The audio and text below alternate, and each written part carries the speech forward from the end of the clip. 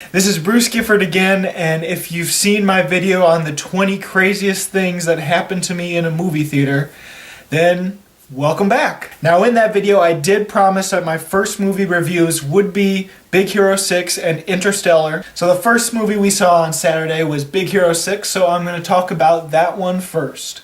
So Big Hero 6 is a movie about Hero, but I'm just going to say Hero because otherwise I will sound completely annoying the more I say Hero throughout this video. So Hero is really good at robotics and he is into this underground bot fighting.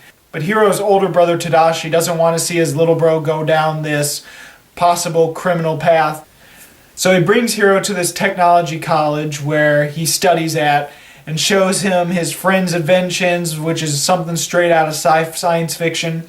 And he shows his own invention, Baymax. And Baymax is this totally lovable, cute, big giant marshmallow-like robot.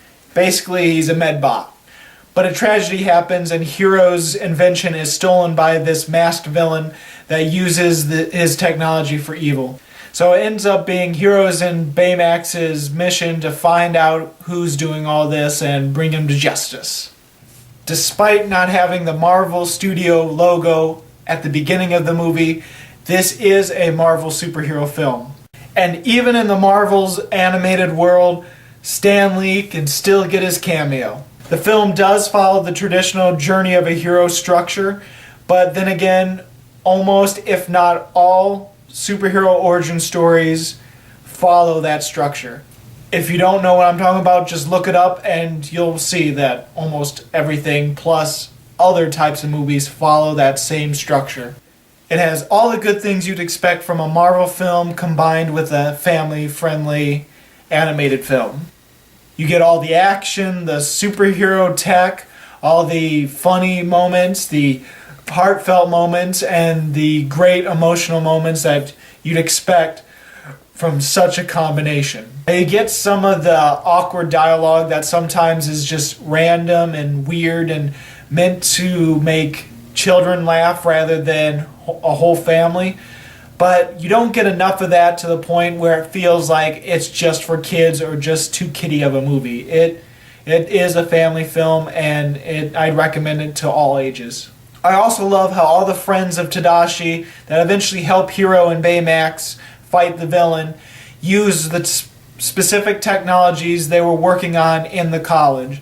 It's so good that it feels so obvious that that's how it needed to be done, but it makes you feel like everything in the film is important in some way. Now when it comes to animated films, usually they keep it short and try to go as fast as they can through the movie to the point where it keeps kids entertained and it makes it feel like everything in the film tends to be important. Now some animated films skimp out on it a little bit and add fluff that don't pertain to anything, but in this film it didn't feel like there was a lot of fluff, or any fluff for that matter, that didn't pertain to the overall plot of the story and the character development. So it still has that fast-paced animated feel to it, even though it is about 10 minutes longer than most animated films are. Now what cements the film in a more human level that makes it better than your average superhero film is the friendship between Hero and Baymax. Hero and Baymax's friendship does not feel forced, it feels very genuine, and it kept me invested throughout the film. There is also a darker scene in the film that's much like most of the animated films I like, such as Wreck-It Ralph and How to Train Your Dragon 2. Yeah, the darker moment in the film involves Hero wanting complete revenge over the villain, meaning wanting him dead. So, yeah. Basically, it's a little bolder, and it just proves that animated films aren't just for kids. Now, while I love this film, there are a few moments that I didn't like as much. There's a few dialogue moments where it feels like it's trying to be a little protective of the younger audience, such as when Hero is talking to Baymax about a certain character being dead. Hero only uses the word dead once and uses gone most of the time. Despite him wanting the villain dead later on in the movie, yeah, he's a teenager that says gone rather than dead, so. Now, while this isn't a big issue most of the time for movies, it does bring up an issue when it has a darker moment towards the end of the film, and the character does say dead once, but does not say it the rest of the times. Now, it comes up 2 different moments, but the first time it comes up, it makes total sense. He's saying gone instead of dead, and so Baymax is wondering what he means by gone, and so finally Hero says he's dead, and it makes total sense because a robot wouldn't understand the concept of just him being gone, but would understand, yeah, oh, he's dead, I understand now. Now, after the dark moment where Hero wants the villain dead, it comes up again where he's talking about this other dead character, and he doesn't use dead at all in that scene and just says gone. Now, it makes sense because it leads up to a certain moment that is very impactful, but it feels like he's saying gone just because the script says so they can get to a certain moment and a certain bit of dialogue that helps get to a certain point in the film. Basically, it feels forced, and the dialogue feels forced in that way. And then the other little moment I want to talk about is the flying sequence with Hero and Baymax. And there's this one point where I'm watching it and I just think, How to Train Your Dragon.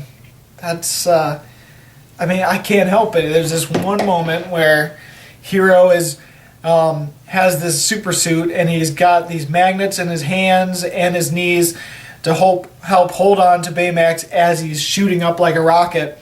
And there's this one point when Baymax is flying and Hero gets up straight, holds out his arms, and just like, yeah. And I just think, How to Train Your Dragon, and among other movies, but mainly How to Train Your Dragon, since it's the most recent. So anyway, even though there is a few things I disliked, it is not enough to keep me from not loving this movie. It is a great movie. It is definitely one of the best animated films this year.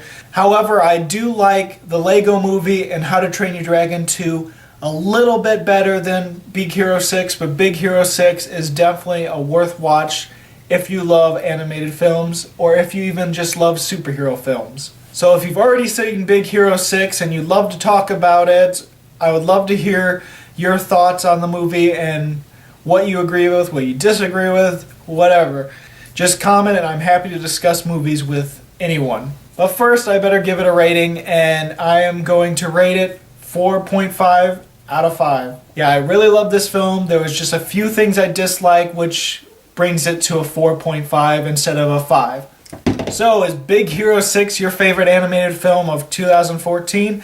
Comment below, tell me what your favorite one is, etc., etc. Now, those of you that love Big Hero 6 and have already seen it, I just have to end it with a fist bump. Ba-la-la-la. Sorry, I couldn't help it. I just had to.